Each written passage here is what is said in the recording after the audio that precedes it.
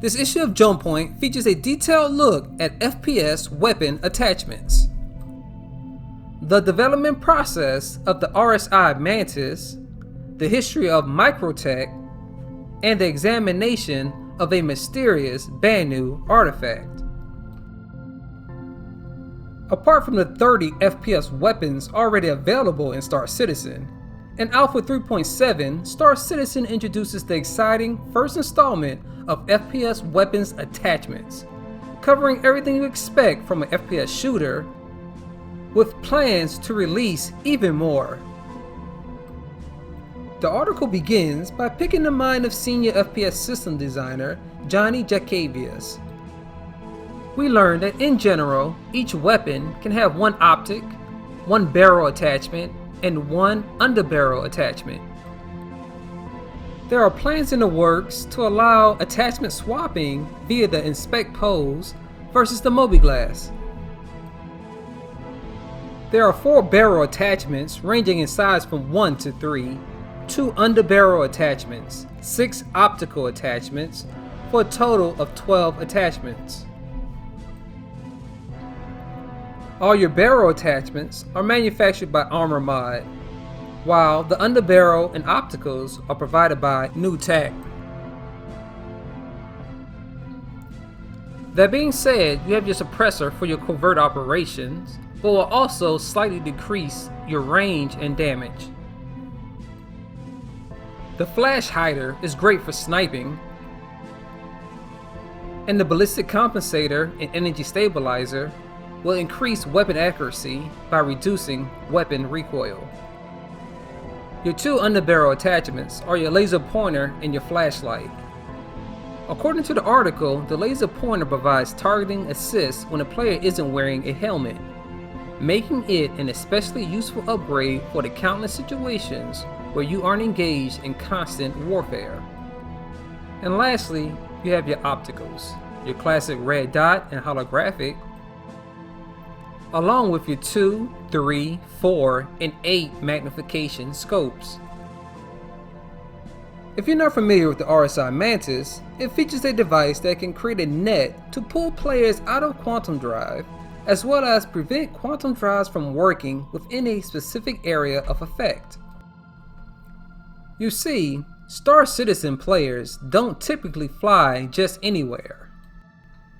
They travel between points of interest, effectively forming space lanes.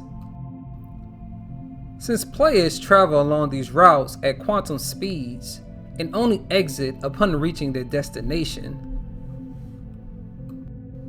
the Mantis creates gameplay by allowing you to engage passing ships by pulling them out of quantum. For the initial rollout, they're balancing the Quantum Enforcement Device, QED, to require lots of power, generate lots of heat, and have a long cooldown. This power requirement means that you will not be able to have all your other systems at full capacity after the main function is initiated, so it's best to enlist the help of your comrades. On a side note, the Nautilus would work great in this situation. I can see it now. The mines are laid. The QED device spins up. A ship falls out of quantum. But it's not the Starfarer. It's not even the Caterpillar. But a fully loaded Hull C.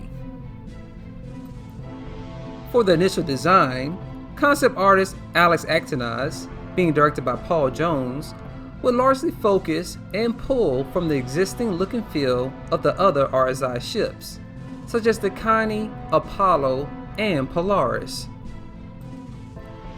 Later designs focus more on ways to include an interdiction device, with the goal of making the interdiction technology the defining feature.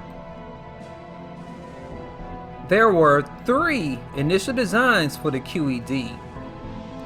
One was a glowing center coil. The second was a series of spinning rings. And third was an abstract alien design, with the spinning rings being the favorite. The Flight Ready team, animators, and Turbulent focused on making the Mantis production ready. The Mantis launched alongside Star Citizen Alpha 3.7, delighting players who had no idea the ship was in development for the past months. Sloma. I would describe it as the Banuk version of a liquid peace pipe of sorts. It is a beverage often consumed by the Banuk before they begin the negotiation process for new business deals or during various social gatherings. Sloma is made up of a base liquid that is then altered by the addition of disparate ingredients brought to the table by everyone involved in a given social situation.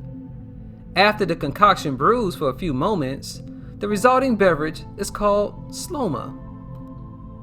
The Banuk do not keep historical records, but it is believed that this tradition started before the Banuk contacted the humans or Xi'an. It is also worth noting that the Banuk can safely consume food that is dangerous for humans, Xi'an, and Tavarian. Methods by which Banuk create and consume Sloma can vary. Some may serve it hot, some may serve it cold, some may not use liquid at all, but instead offer to share food. Interestingly enough, everyone from low-ranking assistants to the most powerful Asuli must drink the Sloma from the same vessel, so no one can slip poison to anyone else. Before buying the Stanton 4 planet, it was your run-of-the-mill technical startup, microTech. From reading the article, you'll realize that microTech is a nod to Bill Gates and Microsoft. Mobi-Glass, the Empire's most essential piece of wearable tech, created by microTech and the brainchild of founder Magnus Tobin.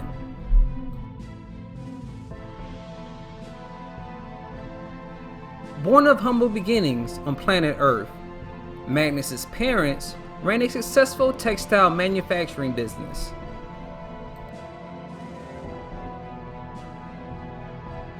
By using his technical prowess to improve efficiency and profits of the family business, he became the apparent heir over his two brothers, but set his sight on starting the small tech startup, microTech. Later, he went on to enlist the skills of his mentor, Alina Tressa.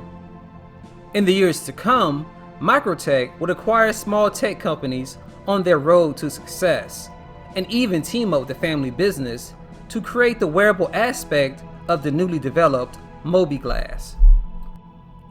He went on to buy cheap real estate in extremely cold biomes across the empire to park the ever-growing army of microTech servers. Ultimately, Magnus used the capital generated for his biggest and boldest deal to date, the purchase of Stanton 4. When Magnus Tobin died in 2912, people hailed him as one of the most important figures of the 29th century. The constant quality of life updates to Mobi-Glass has the company well positioned to be just as influential in the next century as it was in the last. And finally, our ship giveaway. Thanks and Godspeed.